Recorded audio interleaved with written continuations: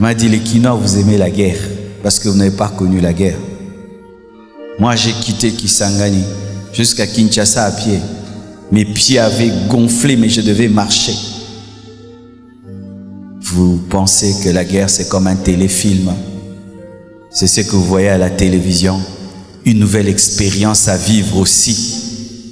Avoir des choses à se raconter, que dans tel quartier, il y avait ça. C'est ça pour vous la guerre, mais c'est pas ça. Il y a plus que cela. Mon ami me dira ce jour-là, priez que jamais la guerre ne vienne. C'est pourquoi aujourd'hui nous allons prier pour qu'il n'y ait jamais plus de guerre dans notre pays. La guerre sera toujours une mauvaise chose et le restera. Bien aimé, il y a des pays qui ont des grands problèmes. Aux États-Unis, il y a des grands problèmes. Vous voyez, quand tu regardes ce pays de loin, tu penses que tout est parfait. Quand tu y voyages, mais je vous assure, les États-Unis sont divisés à un niveau. Il y en a qui sont pour, il y en a qui sont contre. Mais c'est terrible. Mais jamais ils ne pensent à la guerre. Pourquoi? Ils ont fait la guerre. Il y a eu la guerre du Nord et du Sud. Les Américains se sont entretués à un niveau pas possible. Mais après, ils ont dit, plus jamais nous ne ferons cela. Plus jamais. Et lorsque tu vas à Brazzaville, tu vas voir un tank. Et puis ils ont écrit à côté du char de combat, plus jamais ça. Pourquoi? Ça a laissé des traces. Sachez, mes frères et sœurs, que la première guerre n'a pas eu lieu sur la terre. La première guerre a eu lieu dans le monde spirituel. C'est la guerre déclenchée par Lucifer. Lucifer était l'un des principaux généraux de Dieu et il a cherché à faire un coup d'État. Oui, un coup d'État politique. Il a voulu remplacer Dieu, il a voulu le trône de Dieu, la place de Dieu. Il a même influencé le 1/3 de l'armée de Dieu. Et il fut précipité sur la terre. Lui qui s'appelait l'ange de lumière est devenu le prince de ténèbres. Lui qui s'appelait l'ange de lumière est devenu le diable Satan. Lui qui dirigeait l'adoration au ciel et l'esprit le plus chassé sur la terre, il a été déchu. Voici l'une des conséquences de la guerre, la déchéance. On recule. Lucifer est devenu le diable, il a reculé. Lucifer est devenu un esprit impur, il a reculé. Les anges qui l'ont suivi ont reculé, sont devenus des démons. Et sachez cela, la guerre amène la déchéance. La guerre transforme négativement. La guerre peut changer un voisin gentil en un meurtrier. La guerre peut changer un militaire paisible en un assassin. La guerre peut faire reculer un pays développé et il devient un pays sous-développé. La guerre amène la déchéance. N'aimez pas la guerre, ne citez pas ce nom. Et la Bible nous parle d'une autre guerre fratricide entre deux frères, provoquée par la jalousie, parce que la jalousie aussi déclenche des guerres. La jalousie entre les nations déclenche les guerres. Pourquoi ils ont beaucoup et pas nous? Ça amène aussi des guerres. Et Caïn fait une prière qui n'est pas exaucée. Abel fait une autre prière qui est exaucée. Et cela déclenche une jalousie. Caïn décide de tuer Abel et tue Abel. Et cette guerre engendre un meurtrier, engendre un homme maudit. Tous les militaires qui tuent dans la guerre des innocents sont maudits. C'est pourquoi, à l'étranger, il y a des hôpitaux pour les soldats. Parce qu'il y a des militaires qui reviennent de la guerre fous, d'avoir tué des innocents. Et aujourd'hui, avec le développement de la technologie, la guerre ressemble à un jeu Nintendo. Ça se passe sur écran.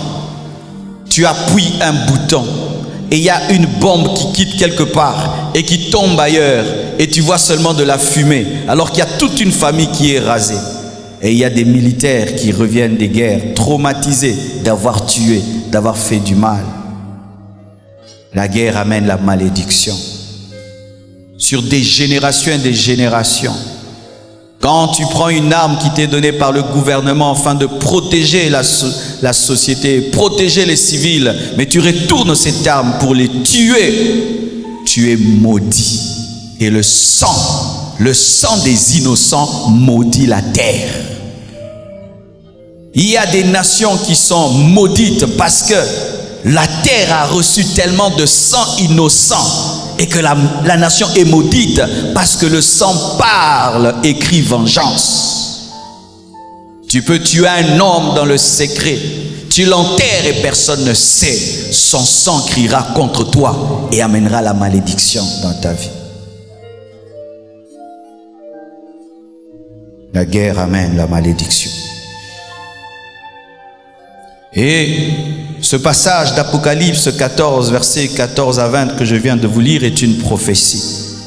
Une prophétie donnée par l'apôtre Jean qui était aussi un prophète.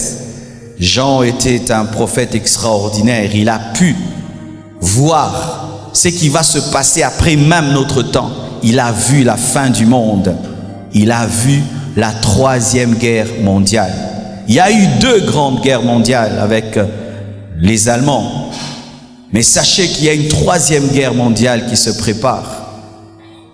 Toutes ces nations qui s'arment de plus en plus, tous ces essais nucléaires préparent la plus grande guerre au monde.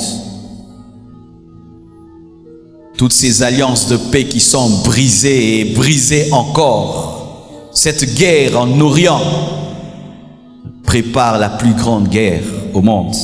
Et cette guerre aura comme centre Israël et va se passer dans ce qu'on appelle la vallée de Megiddo et s'appellera l'Armageddon. Ça s'appelle Armageddon parce que le lieu de la guerre est une vallée appelée Megiddo.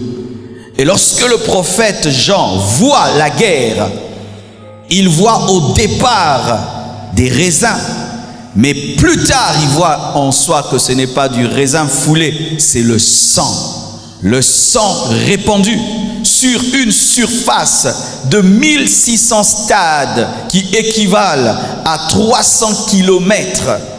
Et la hauteur de ce sang, on dit que ce sang atteignait le mors de chevaux, la bouche de chevaux.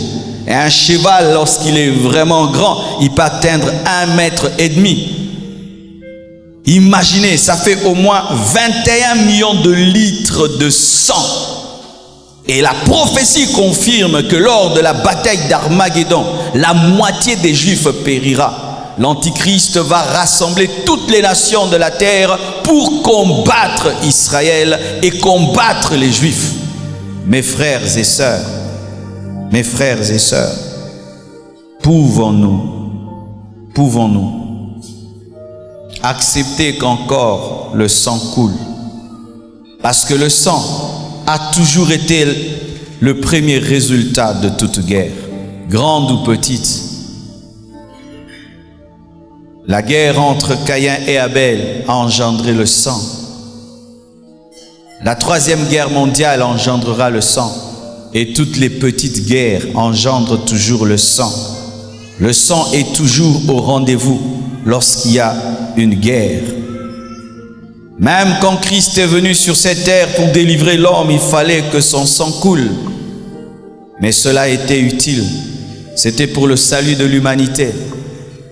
Mais pour notre part, le sang risque de couler pour des intérêts égoïstes, pour que des multinationales puissent se mettre de l'argent en poche pour l'or, le diamant, l'argent, le pouvoir, le pétrole, le coltan, le renforcement des pactes avec le diable, car certains sont dans l'occultisme et profitent de la guerre pour faire des sacrifices humains, la jalousie des nations, la guerre pour de telles choses, le sang de nos enfants, de nos parents, de nos frères et sœurs, couler pour de telles choses.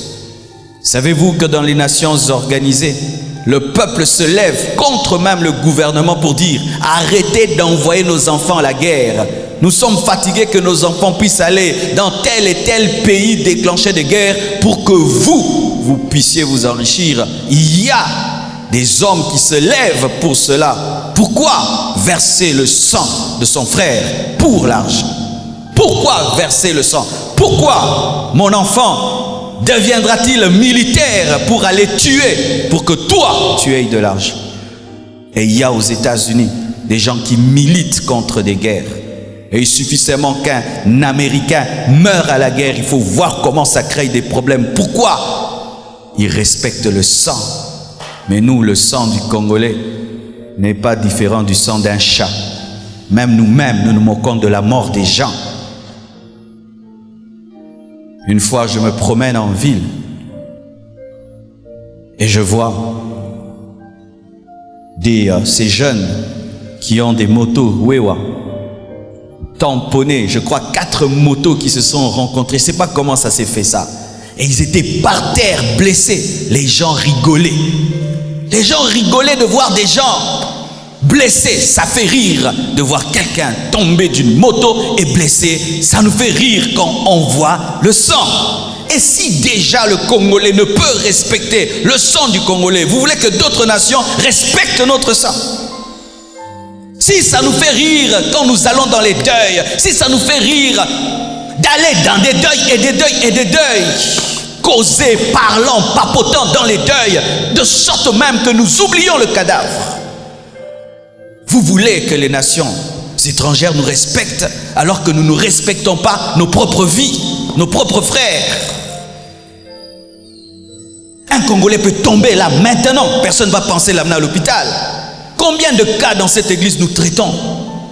Des parents, l'enfant est malade et ils ne veulent même pas sortir de l'argent pour que l'enfant soit opéré. Ils disent, tu pries à la compassion, que la compassion prenne soin de toi. Et nous payons comme ça. Des parents pareils. Et quand un tel homme devient militaire, il va vous tuer comme des insectes.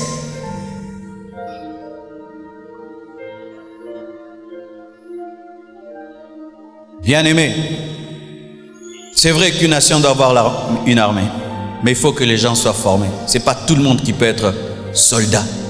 Ce n'est pas tout le monde qui peut avoir une arme. Non, ce n'est pas tout le monde qui peut avoir une arme, qui peut donner la mort. Le sang. Et trop de sang a coulé dans notre pays, mes frères. Le sang de Jésus-Christ suffit pour notre salut. Comme je l'ai dit au premier culte, certains disent que les pasteurs sont là pour calmer le peuple et les distraire. Ben certains, moi je ne suis pas ce genre de pasteur. Mais aussi, je ne suis pas aussi un pasteur incendiaire pour vous pousser à détruire votre pays. Non plus. Je ne suis pas ce pasteur qui reste chez moi à la maison et puis je vous pousse vous mourir. Non plus. Et je ne suis pas non plus le pasteur qui vous dit ne revendiquez pas vos droits. Non plus.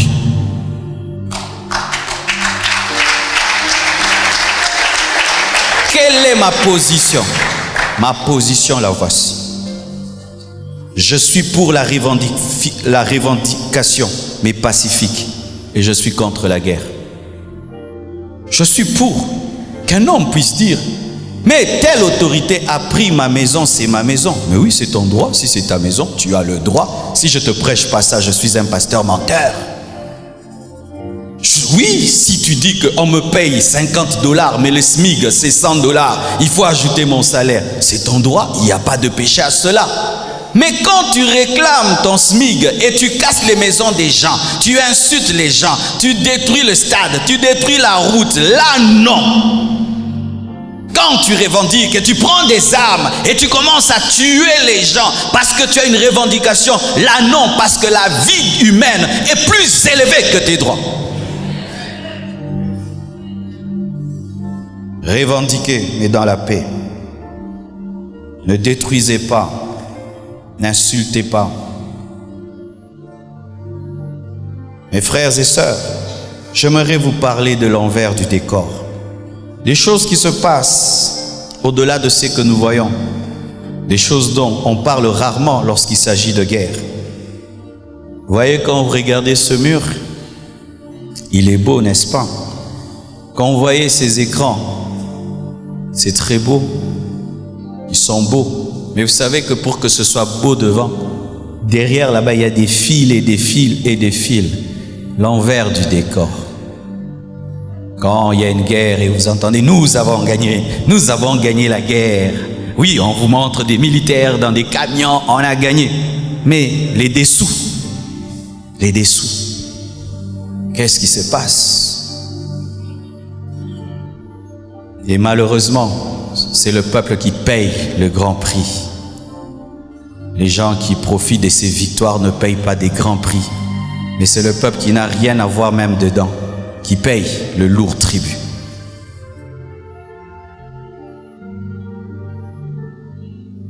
Parce que quand la guerre commence dans un pays, même les civils, on leur donne des armes. Et tu prends l'arme et tu vas tuer tes frères. On arme même des jeunes. Viens, prends, tu pars. Et toi tu dis, je suis en train de faire pour ma nation. Tu es sûr? Tu es sûr que c'est pour ta nation que tu fais ça?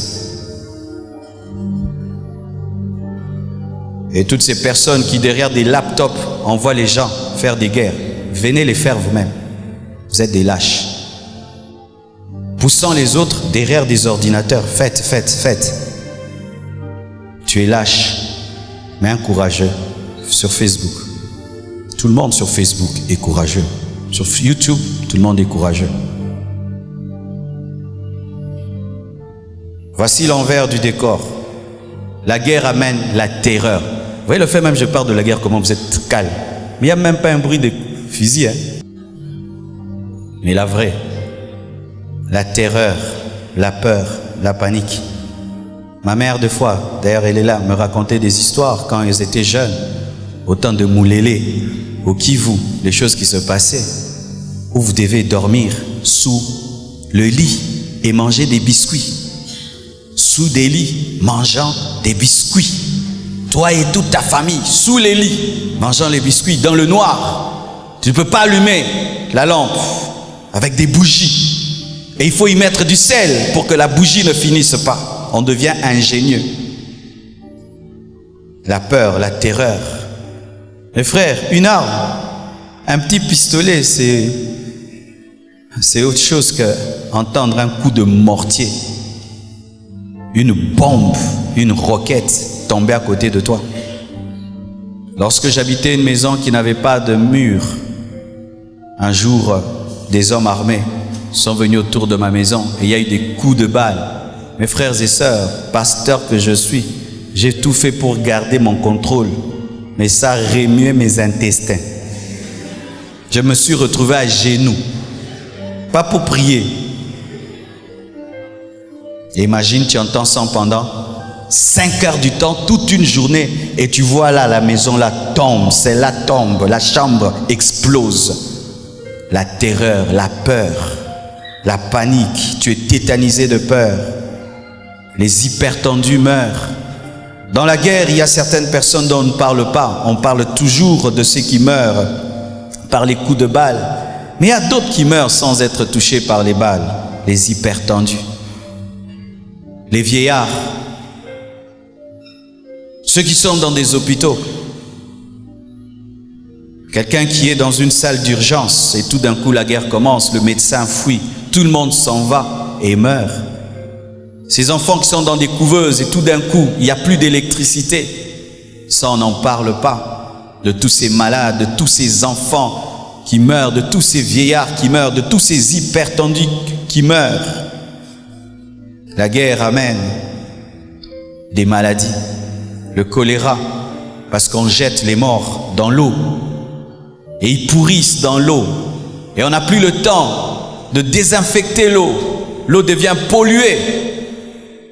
Ce n'est pas tout le monde qui a les moyens d'avoir une citerne d'eau chez lui. Et même si tu en as, si l'eau qui t'est fournie est polluée, tu attrapes le choléra, la dysenterie. Le sida. J'ai entendu les témoignages d'une femme qui a été violée. Et celui qui l'a violée, c'était un militaire qui était sidéen. Et tu t'imagines, tu es engrossé par un homme qui a le sida, tu attrapes le sida et le bébé a le sida. Voilà l'envers du décor des femmes violées. Le sida qui est transmis, car aujourd'hui même le sida devient une arme de guerre. les infirmes. Ça, on n'en parle pas. Des gens qui sont amputés, qui perdent le bras, le pied. Ça, on n'en parle pas. Vous voulez la guerre? Vous voulez avoir des infirmes, des aveugles? Certains deviennent sourds parce qu'il y a des bombes qui rendent sourds. Tu ne meurs pas, mais tu n'entends plus. D'autres même deviennent fous. Oui, la guerre engendre des fous. Des militaires qui deviennent fous, des civils qui deviennent fous.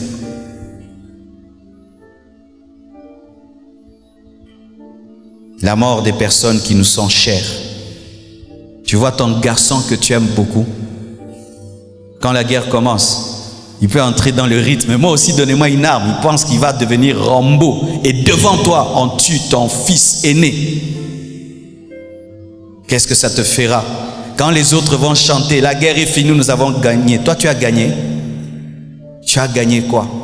La perte de ton fils. Quand tu tueras toute ta famille devant toi, tu vas gagner quoi? La perte des êtres chers. Et même, pire, tu n'as même pas le temps de les enterrer parce que tu dois fuir. Qu'est-ce que ça peut faire à une mère de savoir qu'elle a abandonné son fils mort, mais n'a pas le temps de l'enterrer, tu t'enfuis. Et tu ne sais même pas si ce sont les chiens qui vont le manger, tout le reste, tu ne sais même pas où le pleurer. Et même des fois jeter dans des fosses communes. C'est ce que la guerre amène. N'aimez pas la guerre, ne confessez pas la guerre, ne cherchez pas la guerre, ne provoquez pas de guerre. Les ténèbres. Je connais des gens qui ont très peur du noir. Mais quand la guerre vient, des fois on bombarde même un barrage hydroélectrique et il y a une coupure d'une année, d'un mois. Et oui, tu vas acheter des bougies, mais après, il n'y en aura pas. On vit dans le noir, on prépare au charbon. Les gens détruisent même leurs propres meubles pour préparer. Ton meuble que tu aimes, que tu as acheté à Orca, tu vas le brûler pour préparer de la nourriture. La soif, parce que l'eau n'est plus potable. La faim, parce qu'à la fin, on n'a plus de provisions. Et la plupart d'entre nous, nous n'avons pas d'élevage, nous n'avons pas des champs. Une maman de l'église a parlé d'une expérience qu'elle a connue dans une guerre. Son père la nourrissait avec du sel et de l'eau et un peu de foufou. Prenez de l'eau, mettez dans un bouchon avec un peu de sel et lui donnez le foufou. Et les gens mangent des chiens, mangent des rats. Dans la Bible, on nous raconte l'histoire même. Les gens sont devenus des charognards. Israël, le peuple de Dieu est devenu charognard.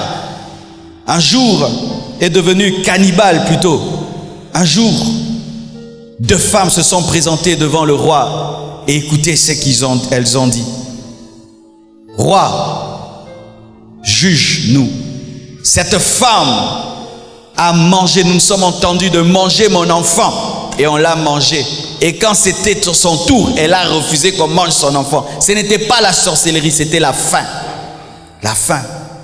Les chats disparaissent, les chiens disparaissent. Les rats, on les mange pendant la guerre. Dans la Bible, il est écrit en Israël, les gens mangeaient la fiente de pigeon. Ça se vendait au marché, comme on vend la farine en Israël. Les gens mangent la pelouse, des herbes, mangent des morceaux d'arbres. N'aimez pas la guerre. La guerre amène la haine et la rancune, la vengeance, des blessures intérieures. Imagine que quelqu'un viole ta fille et tu es chrétien. C'est vrai, nous prêchons le pardon, mais il y a des niveaux de problèmes. Vous savez, dans certains pays, quand tu viens prêcher le pardon, les gens se moquent de toi. Ils te disent, prêche bien, monsieur. Tu n'as jamais connu ce que nous avons connu. Est-ce qu'on a déjà tué toute ta famille devant toi, pasteur? Non. Et tu me prêches à moi le pardon. Attends que ça t'arrive et tu comprendras. Tu vois des chrétiens devenir haineux. Tu vois un homme qui était bon devenir un meurtrier. Ou au départ il disait, je n'entre pas. Mais une balle perdue atteint son enfant. Il va, il cherche aussi les armes et devient meurtrier. La haine, la rancune, la vengeance. Incapacité de pardonner aux meurtriers, aux gens qui t'ont torturé, qui ont pris tous tes biens, qui ont incendié ta maison.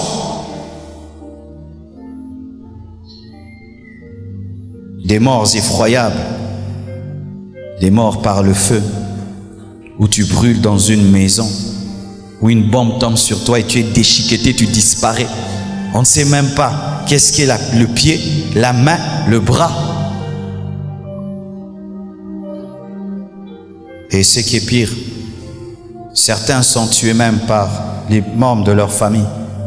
On m'a raconté l'histoire d'une mère qui dans une guerre avait fui avec ses enfants.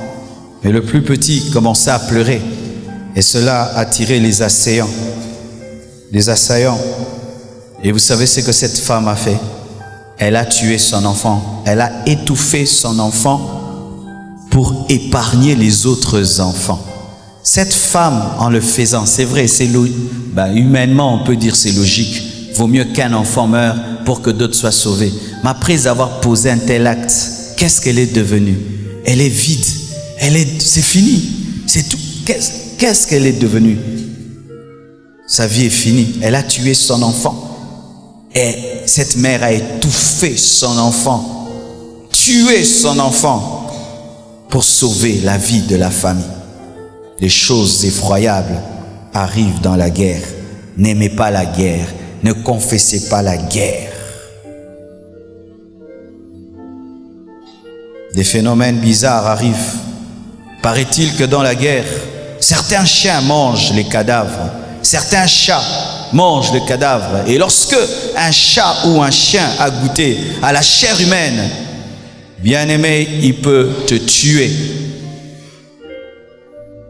Et qu'est-ce qu'il faut faire? Il faut chasser ces chiens et ces chats et les tuer, car si vous ne le faites pas, tu laisses un enfant à la maison, ton chien le mange parce qu'il avait goûté à un cadavre. Donc ça devient des causeries bizarres dans les quartiers. Cherchez les chiens mangeurs d'hommes. La pauvreté. Mes frères, la pauvreté. Nous avons connu dans ce pays 2 pillages qui ont mis ce pays à genoux. Aujourd'hui, quand on parle du quartier industriel, ce n'est qu'un beau mot. Mais avant, quand on parlait du quartier industriel, c'était vraiment un quartier industriel. Mais qui ont détruit le quartier industriel et qui est devenu résidentiel, c'est nous. C'est nous. Il y avait des entreprises qui fabriquaient des voitures dans ce pays, mes frères et sœurs. Les gens finissaient les études et avaient où travailler, mes frères et sœurs. Maintenant, il y a des licenciés qui n'ont pas de boulot. Pourquoi? Le pillage a mis par terre l'économie. La pauvreté, la destruction des biens et des richesses, la régression de l'économie. Mes frères et sœurs, ne voulez pas ça. Tu as économisé pendant 30 ans, tu risques de tout perdre en un seul jour. Cette maison construite à prix de labeur et de peine, tu la fuiras, tu l'abandonneras. Tu vois cette belle voiture que tu aimes, tu sortiras de cette voiture et tu fuiras. Quand il y a la guerre, les gens marchent à pied. À pied, on se cache mieux. En voiture, non, on abandonne les voitures. On abandonne les maisons. Et des inconnus viennent s'installer dans ta maison. La séparation des familles. Mes frères, si la guerre éclate maintenant, vous savez ce qu'il y aura? Tu vas fuir à droite. Tu vas oublier même que tu as laissé des enfants à la maison. L'autre fuira à gauche. Et pendant que tu fuis, tu es à Matete. Ton enfant est à Lemba. Et ta fille est à Limité. Et l'autre est. Maintenant, comment vous allez vous retrouver? C'est ça qu'amène la guerre. La séparation des familles. L'insécurité. avec nos koulounas que nous avons, mes frères, ils en profiteront pour entrer dans les maisons, détruire, piller, violer. Et les militaires sans conscience en profiteront pour s'enrichir. Il y aura des règlements de comptes, car là, il n'y a plus de loi. Ça devient la jungle, l'impunité. Toi qui as des ennemis, les ennemis profitent dans la guerre pour rendre des comptes. Le retard et la régression. Nous sommes déjà en retard, suffisamment en retard comme ça, comme nation, pour régresser encore, mes frères et sœurs, suffisamment en retard pour détruire le peu que nous avons. Et si toi tu veux que tout soit détruit, peut-être c'est parce que tu ne construis rien. Mais ceux qui ont un rêve, une vision, n'aiment pas la guerre, parce que la guerre empêche les affaires, empêche que les buts soient atteints. Mais j'aimerais vous parler d'une chose spirituelle dont on ne parle pas en matière de guerre.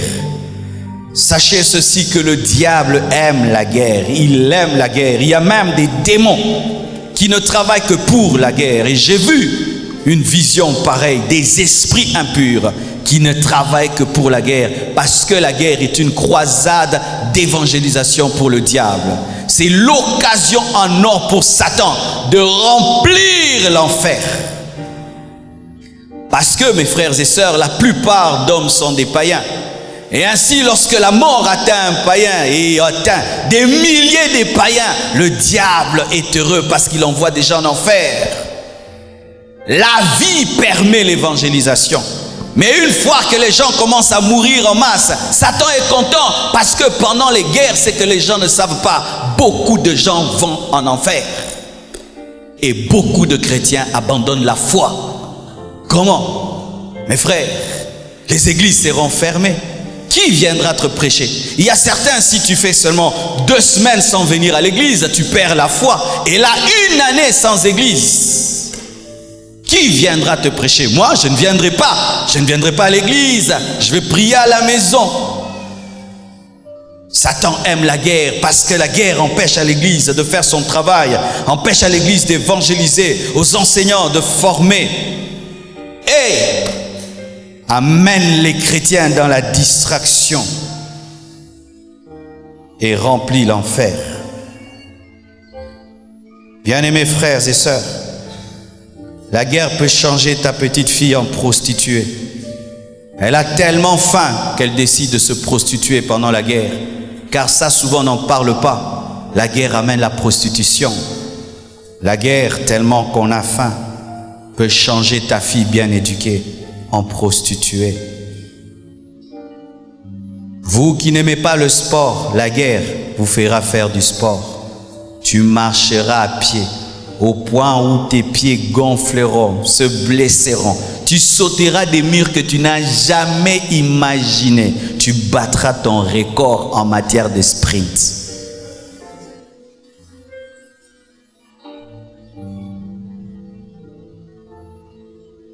J'aimerais terminer en parlant d'une chose. Vous savez, lorsque on parle de Balaam, le grand prophète de Dieu, qui s'était corrompu par cupidité, voici comment Balaam est mort. On dit qu'il y eut une guerre et Balaam mourut. Amen, hein? C'est tout. C'est-à-dire, pendant la guerre, là, pendant la guerre, il y avait un effet collatéral, la mort de Balaam. C'est-à-dire que dans la guerre, le grand prophète Balaam mourut. C'est ce qui arrive dans les guerres, la perte des élites, la perte des grands professeurs, la perte des grands leaders, la perte des grands politiciens, la perte des cerveaux. Et sachez qu'une nation sans l'élite est un corps sans tête. Une nation sans des hommes intelligents, sans des hommes charismatiques, sans des hommes qui ont une vision, c'est une nation sans tête. Et dans la guerre, les plus grandes cibles, ce sont les hommes intelligents, les hommes qui ont un rêve. N'aimez pas la guerre. Tu vois ton père là, qui est un grand professeur d'université, ton père qui est un grand médecin, ton père qui est un grand politicien, ton père là qui est influent, il risque de disparaître. Parce que ce sont les hommes intelligents qui réveillent les autres. N'aimez pas la guerre.